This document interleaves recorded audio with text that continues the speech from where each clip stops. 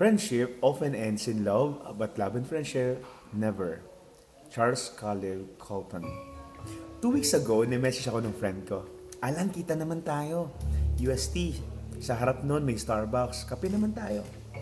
Pagdating ko doon, nakita ko siya, waiting for me. Tapos pag upo ko, bago pa kami mag-order ng kape, buhos na. Buhos ng tampo, ng lungkot, ng pagod, ng stress, ng pain, ng hurt, and even aspirations. Sabi niya sa akin, Alan, anong pakiramdam ng wala kang trabaho? 2 months, during the time that I quit at FEU, ang hirap. I felt alone. And yet, hindi ako sumuko that there is God, that there will always be my family. I got motivated to do everything and became an angkas driver. Kastawa na kami dalawa.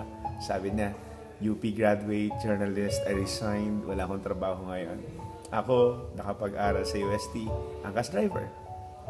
And yet, we are so happy, to make the long story short, na nagtapos ang aming usapan na ang sarap pala ng feeling na meron kang kaibigan. Isang text lang, andyan na you are not alone. And I said, yeah, God is our friend. Always believe in divine providence, that God will always be with us and we will provide. And you are not alone. My dear friends, you are not alone. Buhay Sensei. Thank you po. God bless.